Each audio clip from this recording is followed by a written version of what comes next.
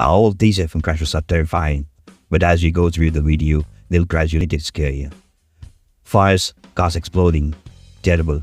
But to start, we have to go to Australia 2016, the first race of the season. And for Fernando Alonso, it was a fresh start from a first set in 2015 with McLaren.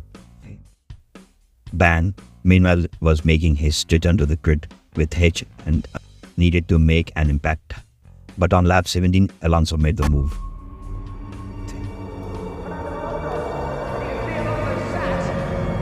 By the barrier and getting himself up, walking very gingerly indeed. We've got a safety car, and that's a massive impact. You can see him fat by the barrier and getting himself up, walking very gingerly needed. We have got a scary car, and that's massive impact. The crash was a chilling reminder of F1 dangers, yet also a testament to the incredible safety advancements in modern racing. A driver used to flipping cars, Lando Norris, Belgian Grand Prix, relentless rain drastically hammering the Spa circuit, so much so that the drivers voiced race concerns for visibility and grit. The difficulties to start the race within the spray is just not possible. This has been Lando's weekend. Topping the timesheets in Q1 and Q2 heading into Q3, he was pole position's favorite. But as he approached, Valentin, the commentator, noticed. As everyone in the McLaren garage looks at the screens, the car snapped in violently into the left in the rain and slammed into the barriers at around 280 km/h. The impact was brutal. But Sebastian Vettel, who is one of the voices raising their concerns, was the first at the scene. And there is Sebastian Vettel in the Aston Martin, just making sure that he's okay. First driver on the scene, he was too worried about the conditions. Vettel was screaming at the FIA earlier that the day to pause the race, as the track was basically a lake at this point. Sebastian Vettel was pissed. The track stopped as Lando Norris hadn't said anything. Finally, Lando Norris is moving. Norris was fit enough for the next day to race. Even if the race day was itself a complete disaster, it is time to go back to the pit lane again because conditions haven't improved. But a young George Russell, who was sat in the P2 in the time of the cancellation, secures his first ever podium. Monza, the home of speed. During the warm-up session on the race day, Valtteri Lotus stalled in the exit pit lane, needing help from the marshals to get it back out of the grid. This would be at least one of his problems that day, heading down to the Monza's high-speed racing F1 game. I'm almost unbelievable with that. At those speeds, there was no time to react. His Lotus sped into barriers at full force, smashing through them before bouncing back onto the track into pieces. He must have crashed around 150 miles per hour. Debris scattered everywhere. Yet this wasn't the craziest part of the crash. For majority, after something this crazy, you would take the day off to rather yourself, but not Varric. This moment would go down in F1 just minutes after one of the most horrifying crashes in F1 to date.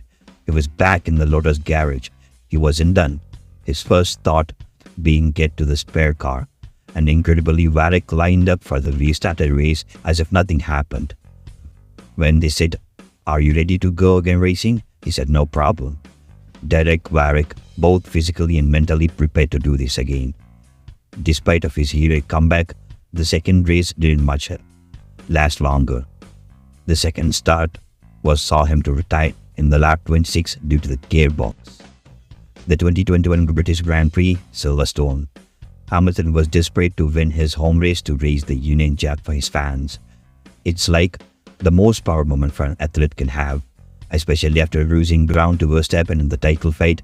With Verstappen taking pole position, it's lights out, and we were away go once again. Once again, the Max Verstappen gets a decent start, not as good as yesterday. Hamilton is right with him.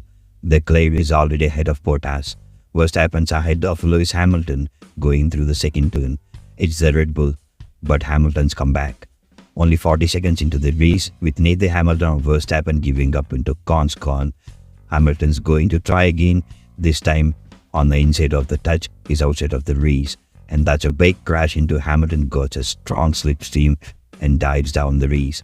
Verstappen refusing to yield. in throwing the Red Bull into barriers, hitting a terrifying 51G.